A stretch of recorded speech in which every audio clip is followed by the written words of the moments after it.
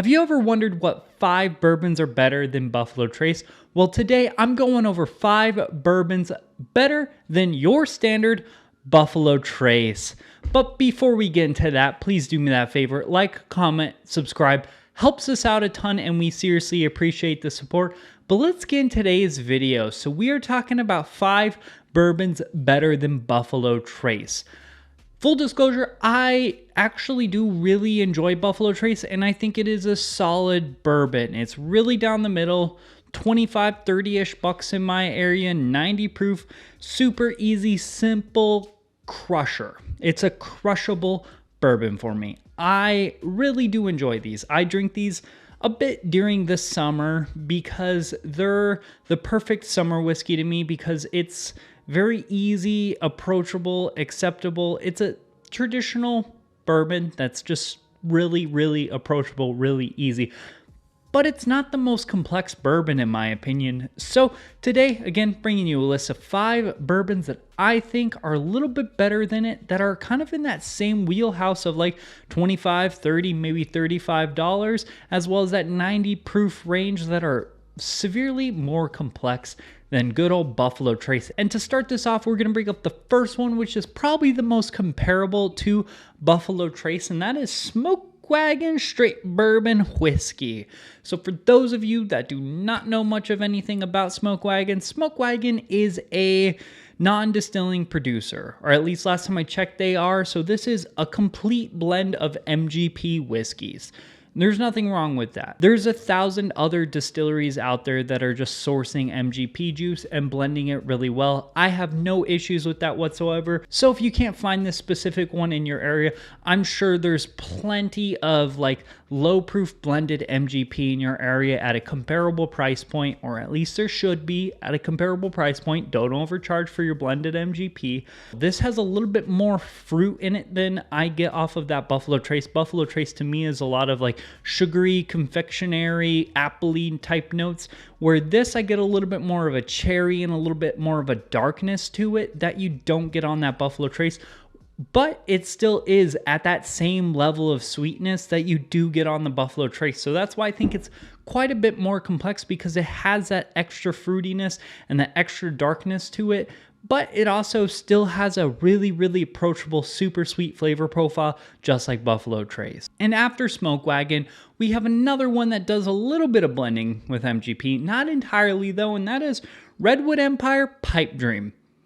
I really like this bottle. It has super grown on me. Originally, when I first tried it, not a huge big fan, but this stuff is really good. So they are making their own whiskey. They're sourcing from MGP, a Kentucky distillery, as well as a Tennessee distillery. Yeah, there's a lot of different kinds of juice in this blend, but it's all really, really solid. It's a little bit nuttier than I get on that Wagon. There's a little bit more of a nuttiness, a more like earthy flavor profile than I got off of that Wagon, but there still is a huge amount of sweetness. It's just a little bit more earthier than your typical Buffalo Trace, but overall is still very approachable bourbon that's at that 90 proof range, and is also still just like $30, $35 in my areas. So real solid bottle at that same price point that just has a little bit more complexity than I would get off of your typical Buffalo Trace.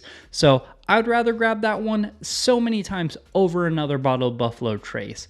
And after that one, a bottle that's made completely by the actual distillery itself that produces it, so we're away from sourcing, is going to be 1792 small batch. I love this stuff. This stuff is from Barton. Barton does a really good job making a lot of really banana forward bourbons. It's very sweet, very cherry, and has this like nice banana-y note, a little bit of a nuttiness, a little bit more of a darkness, but still has a lot of sweetness in it, and it's very approachable. This one, on top of that, also does have a little bit higher ABV. It's 3.7 proof points higher than that Buffalo Trace. So with that extra little bit of proof, it's also going to bring a little bit flavor, but even though it is a little bit higher proof, I wouldn't necessarily say it's any less approachable than the Buffalo Trace in and itself. It's still a really, really approachable, lower proof, solid Kentucky made bourbon. And if you like bananas and a little bit of a nuttiness, this one does such a freaking good job with that. Absolutely love that bottle. And after that one, we're going to get into a bottle that is actually currently empty because I finished it last night, and that is going to be Elijah Craig Small Batch. Elijah Craig Small Batch is one of my favorite bourbons of all time. That's why it's completely empty, because I drink quite a bit of these. These have a little bit more of a floral, earthier side than you're going to get on the Buffalo Trace. A little bit more herbal, a little bit more of a spicier type flavor profile than you'll find on that Buffalo Trace. But they still have all those kind of characteristics from the previous ones, like those red fruits, lots of red fruits, down the middle kind of Kentucky bourbon. This is probably one of the most stereotypical Kentucky bourbons you're going to get out there. And just like the 1792, this is 94 proof. So it's going to have a little bit more of a oomph than the Buffalo Trace, but not so much where it's going to be a noticeable different and a noticeable intensity that's going to overwhelm you at all. But with that little bit of extra proof, it does bring a little bit more intensity of a flavor profile. It's just not so much where the ethanol kills you if you're, a newer drinker. The 94 proof on this is just as approachable as that 1792 small batch is. In this, man, oh man, I could drink a lot of these. If you're looking for one that is probably the most stereotypical bourbon to kind of get into bourbon in general, it's not Buffalo Trace. Elijah Craig is probably the most stereotypical Kentucky-based bourbon out there. So I strongly encourage picking one of these up if you haven't done so already. And then after that one, we're getting into a bottle that I don't actually own. So just imagine I have one. It's going to be Old Forester 86. This one is probably the best one, in my opinion, to kind of go up against a Buffalo Trace. Do I own one? Not at the moment. I just like the Elijah Craig. I finished my last one and I haven't been to the store yet, but it is another really solid summer bourbon to me. So just to kind of recap, Buffalo Trace to me is a summer bourbon. So usually I want something a little super easy and approachable. Only bourbon on this list that is as easy and entirely as approachable as Buffalo Trace is Old Forester 86. It is 86 proof version of Old Forester, and it's like roughly $20. So it's even cheaper than the Buffalo Trace, coming from the Old Forester brand. So it's gonna have that Old Forester, a little bit of that like nutty banana sweetness. It's very, very easy and simple, in my opinion. It's where Buffalo Trace, I get a lot of like confectionery sugar and sweetness. On the Old Forester, I get a lot of confectionery sugar, caramel, and bananas. And that's pretty much about it. Really simple bourbon overall, but it still does a really good job doing the exact same thing I like to see out of Buffalo Trace. So that is my list of 5 bourbons that are better than Buffalo Trace. There's a lot of bourbons out there that are better than Buffalo Trace, so if you're really hunting down a bottle of Buffalo Trace, you're probably wasting your time. Buffalo Trace isn't a bad bourbon again, but there's quite a bit out there that's just as good, if not significantly better than Buffalo Trace for the same price point, i.e.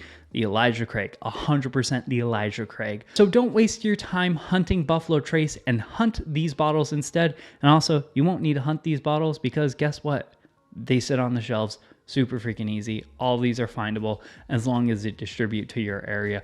But that is a wrap for today's video. Please do me that favor. Like, comment, subscribe. Let me know down below what you thought about today's list, as well as what would be some of the bottles that you would put up against Buffalo Trace, or you would say, I'd rather hunt these over. What are your go-tos over Buffalo Trace? Or if Buffalo Trace is your go-to, why is that the case? Let me know down below. I kind of want to see what everyone else has to say. Also, check out the Facebook, Instagram, and the Patreon. Links for all that stuff are down there below. That's a wrap for today's video. Cheers, y'all. We'll see you later.